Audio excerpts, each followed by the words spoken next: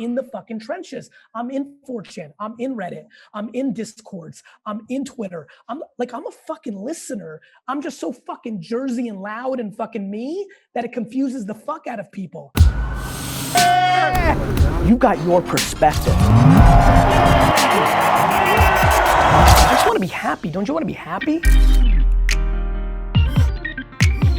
All right, Gary. So maybe let's just start with, for those that don't know you, like the 3 people watching who don't, just give us kind of a real quick update on who you are and how you built such a large audience and what you do on a day-to-day basis. Thanks, Pomp. Bryce, thanks for having me. Immigrant from the Soviet Union, kind of that scrapper life, lemonade stands, garage sailing, sports cards, which are now back, just kind of lived it in the 80s. Parents were frugal and poor, and then middle class and frugal, and then upper middle class and frugal. So I'd always fight for mine, buy my own Nintendo, had all my businesses. Dad had a liquor store, dragged me in at 14, fell in love with wine collecting, launched an e-commerce wine business in 1996.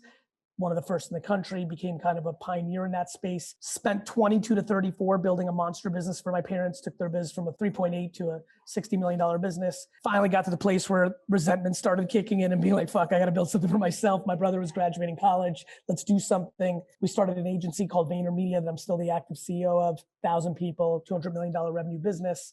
Invested along the way early in Facebook, Twitter, Tumblr.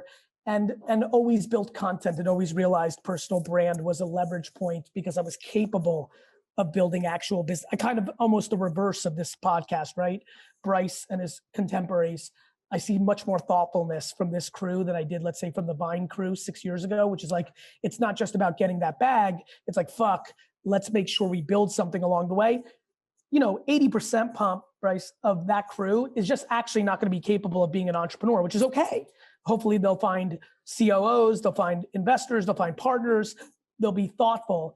20% are actually me in reverse, right? I was an operator. Nobody on earth knew who I was when I was 4 years old.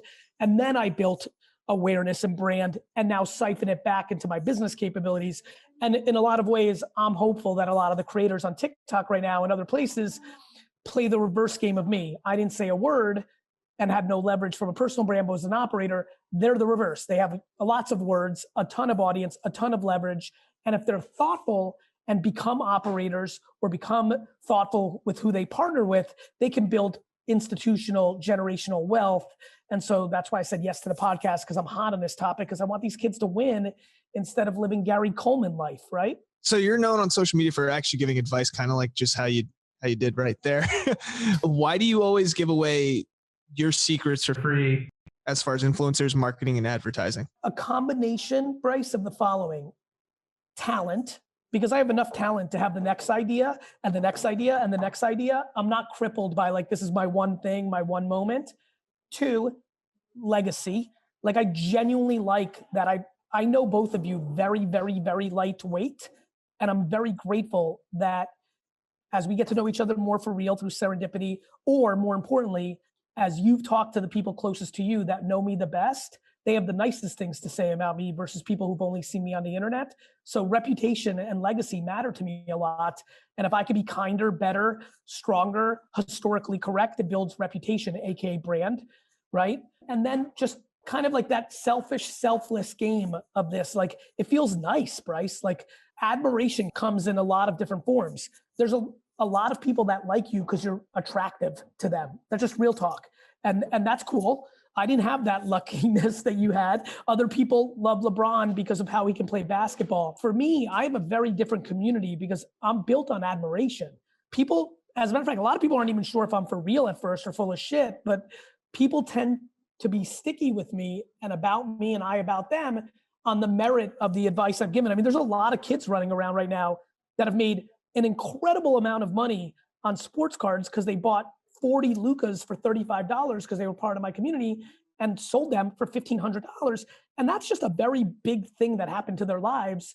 And they trusted me because I always did the right thing by them, including this. And so for me, it's just all I've been taught as a kind of old school immigrant kid, reputation. What do people say behind your back? Spit on your hand, shake a hand, do that, do the right things. I like being liked. I want to be a great entrepreneur. And I think that comes in a lot of shapes and sizes. Some will just be Jeff Bezos and Oprah Winfrey and just amass wealth. Others like me, I'd like to amass wealth. I'd like, it's tough to listen to somebody who didn't do it for themselves, but I love that there's a different relationship I have with the audience than most entrepreneurs that are of my ilk. You like helping out people. That's what your brand is. It's just nice. It's, your brand becomes your actions. To your point, there are people in high school and junior high in my career, long before there was any persona, that have come out through the years and be like, well, he was doing this for me over a drink 10 years ago. That's exactly right. It feels nice. I have something to give. I feel almost guilt and gratitude that I have something to give. So fuck it, I'm going to give it. So what's one piece of advice you'd give to young entrepreneurs watching this, or even social media people that want to start? Most people live in high school until they die. So what's holding back so many of you right this minute from starting up honey, and I actually mean honey, like you grew up with your grandma as a kid making honey in the backyard. You like honey. You see this whole DTC happening, but you're too fucking cool on TikTok. And you think if you started a honey brand, people are gonna make fun of you. Literally, that's what fucks me up. Or anything, right? Pomp, heavy in crypto, but has this passion for surfing, and people might say to him that are smart, you're distracted. Pomp, you're distracted. You've got this moment, but he just likes it. He just wants to start a surfboard company. My advice is get the fuck out of high school. Other people's opinions on your life just don't fucking matter. They don't play out. It never plays out. You never on your deathbed are thrilled that you listen to everybody else. You resent it. And so my number one advice is like, if you want to do something, do it. If you're so fucking cool, they'll probably follow you. I got fucking laughed at with the sports card thing. Now the fucking coolest people in culture are fucking flexing sports cards on social media. Literally 36 months ago, the coolest people I knew, the smartest people I knew, the richest people I knew were on some shit behind my back of like, he's going crazy. Like, what the fuck's the matter with this dude? Why is he doing this? This is stupid. This is dorky. All of those people are texting me every day. Where do I get a Jordan PSA 10? Should I buy the Charizard? What should I do about Magic Bird? It just sold for 700,000. When you told me to buy it, it was 40,000. Like, is this over? Is it too late? Like, and I'm talking like top 10 athletes, top 10 hedge fund managers, top 10 TikTokers. Like, if you believe in it and you're fucking about it and it makes you happy, it will always work out. Gary, one of the things that's really interesting, I think, is most people know you as an operator. You then had a epic run. A lot of people don't probably realize how great of an angel investor you were in kind of the early 2010s and a number of the hits you had. It seems like you've kind of swung back to operating and then now into baseball cards. Is it just the natural, like what you're interested in is how you balance out between operating and investing? Or is there some kind of method to the actual madness of how you balance those two things? First of all, it's a really thoughtful question. I'm flattered for you paying attention to that level. It's truly, I mean it. Thank you. First, I wanted to give back to my parents, bro. When I tell you being a Soviet Jew, the math around me ending up in America, and I'm such a fucking entrepreneur. Could you imagine me growing up in communism? That would have been like, who the fuck? I would have drank so much vodka at 11 years old. I would have been sad. So first it was like, I got to operate this thing for my parents because I'm a fucking raw talent. Like at 22, I knew who I was, right? I'm going to the Hall of Fame. Like I believed it. I don't know what else to tell you. It's why I fuck with Kobe and LeBron. Like I get it being a child and knowing. And I wanted to put that energy first for my parents because I love them the most. I felt like I needed to. I had to. It was the right fucking thing to do. My mom was the best fucking mother. My dad worked every fucking minute. Like, so, and then I was like, getting paid 60, 70, 80,000 a year when you're building a 20, 30, 40 million, you're getting fucked, right? You don't own the business. And fuck, if I was doing it for you, Pomp, you'd be paying me $500,000 a year. So you're double fucked when you're the kid building a business for your family business. All the kids out there listening right now, I know you're getting fucked. I know that you're not getting paid enough. And I know you're the fucking reason the business is exploding and you don't own it. And your parents say they'll leave it to you, but you're going to pay fucking inheritance tax and it feels fucked up. Trust me, it's okay. You got time in your 30s, 40s, 50s to get yours if you're so fucking good. So Pomp, I had to do that. And then I had like 150 saved, 250 saved because I lived like shit. Like I'm the reverse of the Sway House. Like all these kids, I'm envious. I'm happy for them. Truly I am because I lived like shit. I worked 15 hours a day.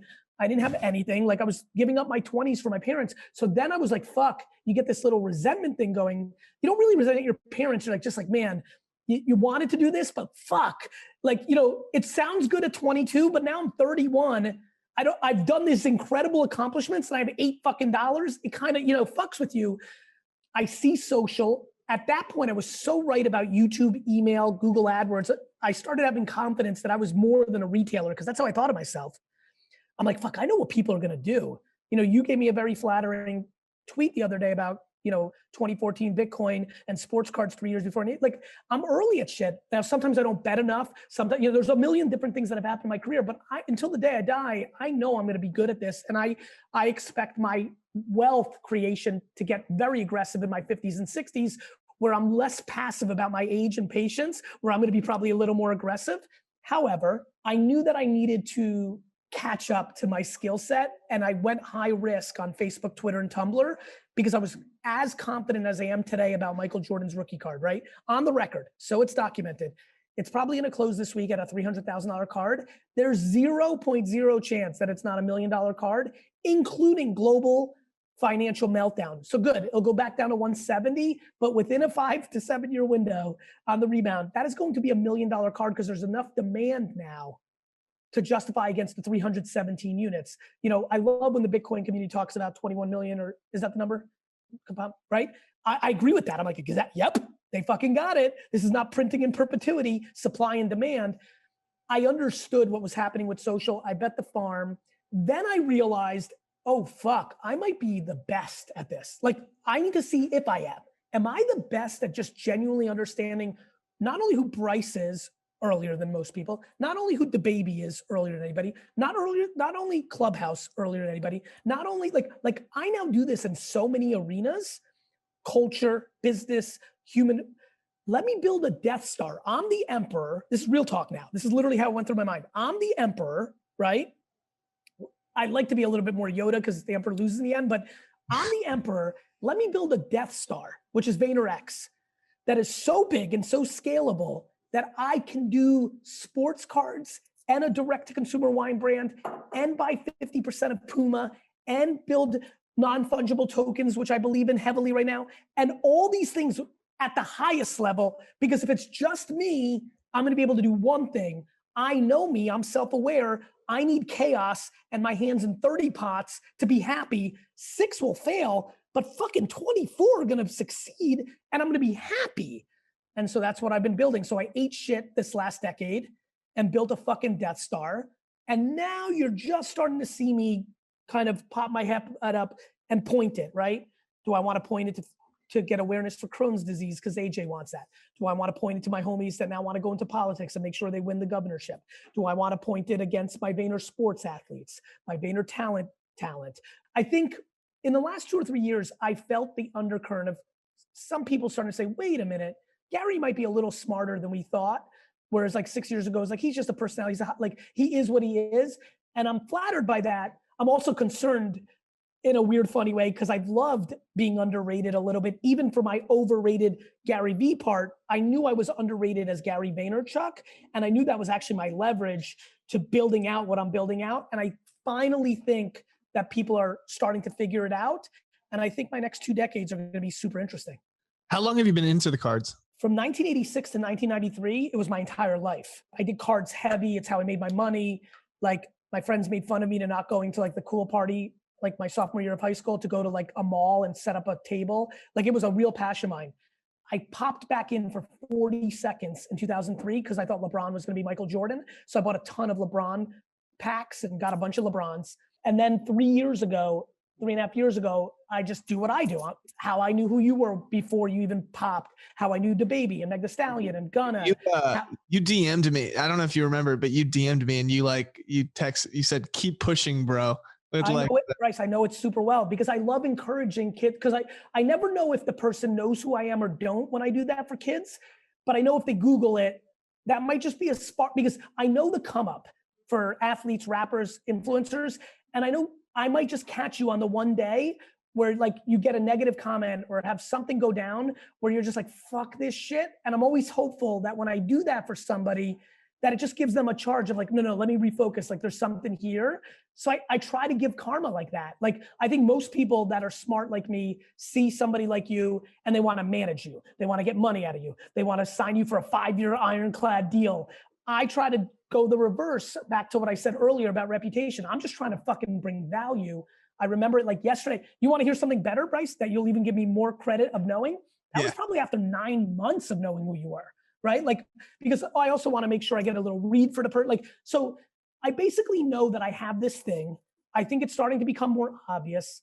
it's going to be really weird to see what it plays out as I'm an old man, because am I going to be at a place where at 67 where I'm like, the Colorado Rockies is a good real estate thing? And is it like, I have to be careful because I'm a little worried that as my reputation builds, that I'll be in this weird new place where am I going to trick myself into something? Because I know the economic impact the second I say a word like, I really am thoughtful about this shit, but nonetheless, long-winded way to say it was thoughtful, Pomp. I knew that I had something. So I said, let me operate so that I can layer a SPAC, I can layer a fund, like, and I needed to build family, Pomp, right? I have 25 to 40 people around me who've now been with me for 7 years close, who are like my internal family, who can be the heads of. When you think through kind of why you're able to see some of this stuff, some of it is absolutely just a skill. It's all the intangible things that just make you, you. What are the things that you look for though to confirm it? Because I think that what you're really highlighting is like, hey, sometimes I have an intuition,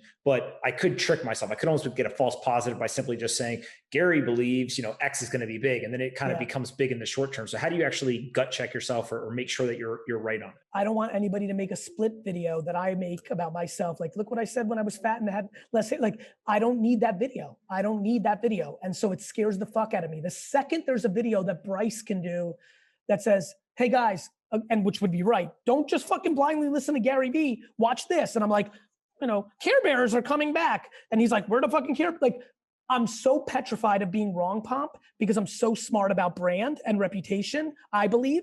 And I'm honorable. Like, honor matters, right? Like, I'm pumped about like how I do my shit. Like, people make speculations about me in cards. Like, he pumps and dumps. He says, I haven't sold a fucking card. That's just the truth. Show me the receipt. I'll like, good, like, it's really easy for me to like, I need to put my head on my pillow. I'm too far along in my reputation at this point. I'm just in the precipice of getting my respect. When LeBron said, I want my respect too, when he won the title this year, I'll be very frank, it rolled through my body. I know where I'm at, but I also know that I'm wildly underrated in my own feelings about me. And I don't want to do anything to fuck that up. I've got to keep executing for the next 30 years exactly how I've been. And I'll put myself right where I want to be on like, I fucking put my heart on the field because I think of entrepreneurship like sports. So it's really easy for me. It's why I don't have a lot of those losses, Pomp, right? So that's how I think about it. I get a lot of flack for interrupting when I'm on podcasts, when I do podcasts, when I do my own, as you know, because you're in the Bitcoin space. I did Pete's and I'm getting drilled by the BTC community on that. What's ironic about that, I always laugh, is if people realized 97% of my life is listening, it's just when I pop up and do a podcast like this, I'm so pent up to want to talk because I've been thinking and listening for so long. I think it's because I listen more than fucking anybody, bro. I'm in the fucking trenches. I'm in 4chan. I'm in Reddit. I'm in Discords. I'm in Twitter. I'm a fucking listener. I'm just so fucking Jersey and loud and fucking me that it confuses the fuck out of people. But I think I'm out listening everybody. Everyone's looking at data that has already been manipulated. I'm looking at raw data and then using my natural talent to make my intuition and speculations, which have been tried and true for a long time now.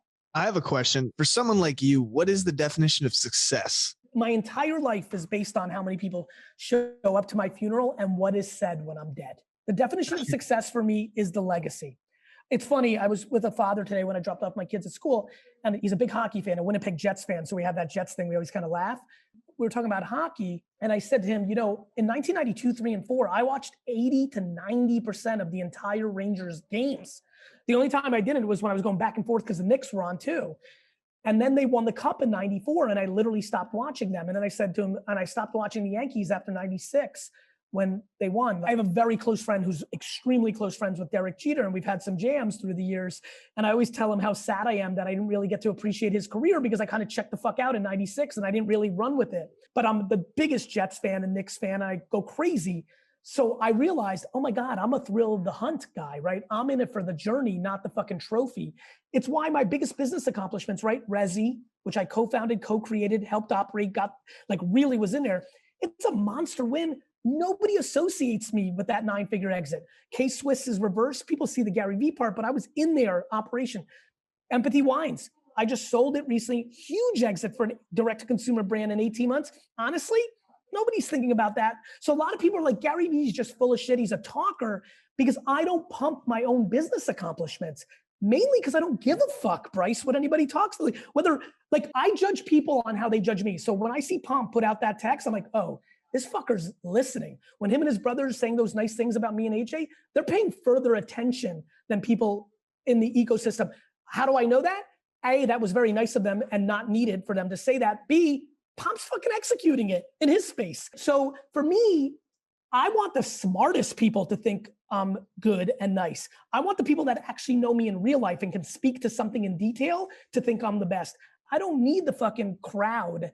The home team boos the basketball team when the other team goes on a 17-0 run. You know, when a team starts a basketball game and they're at home, when we're back in the crowd, when I go back to the Garden and the first fucking game I go to, the Bucks go on a 12-0 run to start the game and the Knicks call timeout, that place is booing. And I think about that every day, Bryce, that people cheering or booing me that have no idea who I am, have no idea anything besides what I put out there.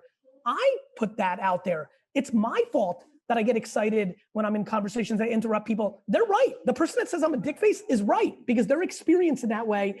Like, that's their perception. But I have to know what's underneath that. And we all do. And I think that's what helps people navigate having too much notoriety. I can't imagine, Bryce, the shit that's gone through your head in the last 24 months of your life. That's a lot of fucking attention and opinion. But if you're grounded in knowing that you're a good person and that you have good intent and that you're human and you'll make flaws, and when you do, they're gonna shit all over you, as long as they're not real fucking crazy shit that, like, you know, like, it's one thing to misstep like a human, it's another thing to do a crime or like suppress somebody, like bad shit. And I know I'm that person. I got lucky. I got the right DNA, got the right parenting. My shit is never gonna be fucking fraud or fucking like shit that should put me in jail, or it's gonna be like, maybe I'm too loose with a statement and people lost the context. I'm like, oh fuck, sorry, like what I really meant, you know? So I'm cool. And so for me, it's just living that life. And that's what works for me. And because I'm good inside, I can then send you that DM without wanting anything in return. My life is based on legacy. How much love am I gonna get? And what's really crazy about it, Bryce, because I think about this shit all the time, which is like, this is so fucked up. The thing I'm living my entire life for is something I'll never see. It's so fucked up. Like, I'm like, I always ask myself, I'm like, is this good? Is this like the most noble? Is this super fucked up? Am I a fucked up dude? Like it's crazy to me. The thing that drives me is like almost in a weird way, the thing I don't give a fuck about, right? Because if I don't give a fuck about opinions, like who gives a shit if they give you a statue or not? I just genuinely like being liked by the people who actually know me. I like people so it's funny. My friends always make fun of me for not liking animals. And it's not that I don't like dogs. It's just that I like people so much more, like so much more. And I think that is something I think a lot about, that people love animals because there's no feedback loop, right? It's unconditional love. Or if it's not, you don't even know it. And people don't like people because there is a feedback loop. But for me, I'm too empathetic to the other person on the other line. When somebody's shitting on me on social, I'm like, man, this dude is so unhappy that he had to come to my fucking page, watch my video, and leave some dog shit on me. I'm not mad for me or sad for me or mad at him. I feel bad for him. I love him. Like, I wish he was in a better, like, I don't have time to do anything other than what I did for you, Bryce, right? I don't have time to do anything other than what I just did to Pomp, which is say emphatically, thank you. That was very nice of you. It made me feel nice. Thank you for doing that. I'm paying attention to only positivity, optimism, and practicality. That's my poop. My poop is positivity, optimism, and practicality, not the fucking shit that people drop on other people because they're actually hurting inside.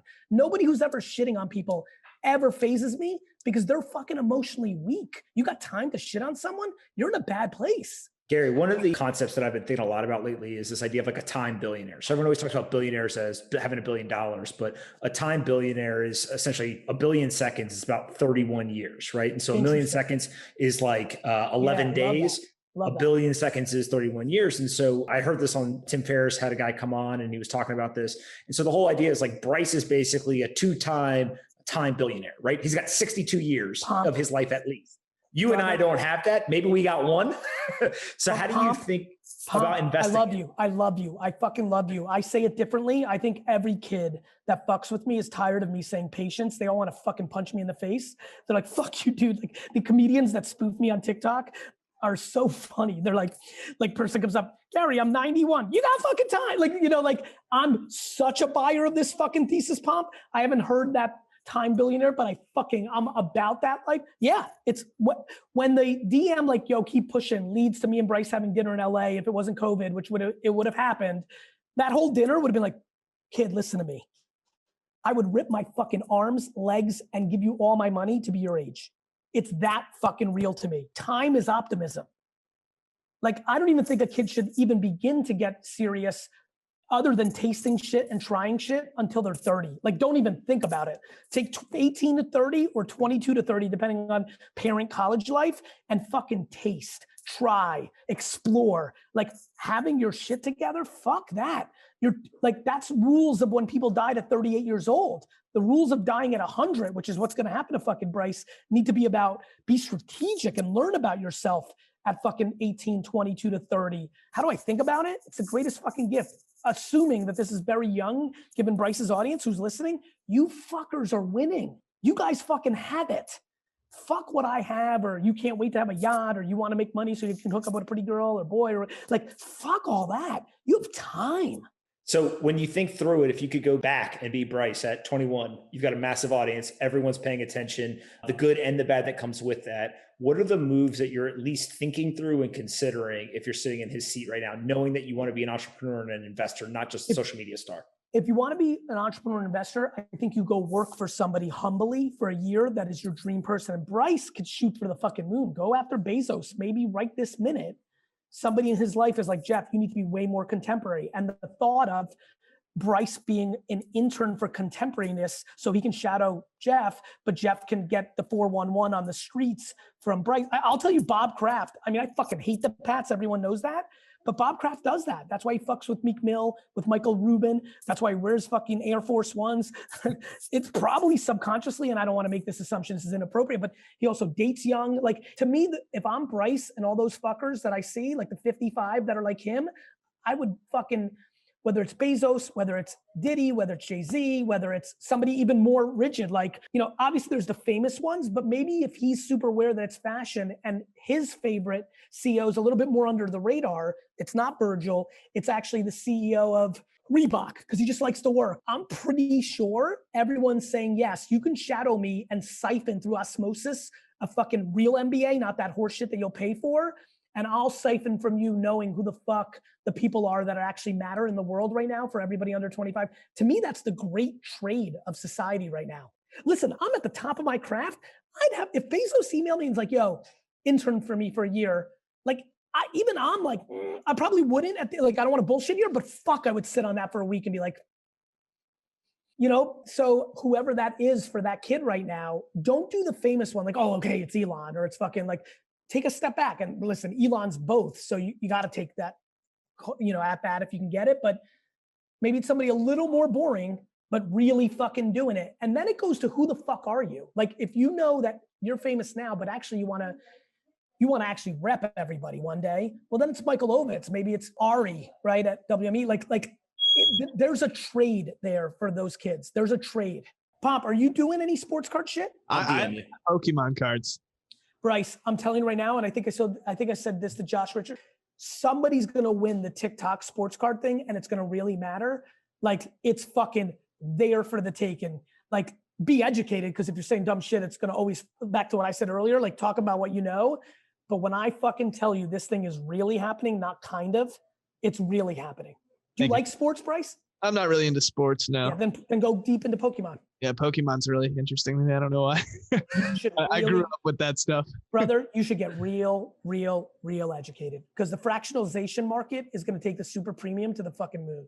All right, I'm super over already. I'm happy to do part 2 another time, guys. If they 100%. Thank you so much for coming on.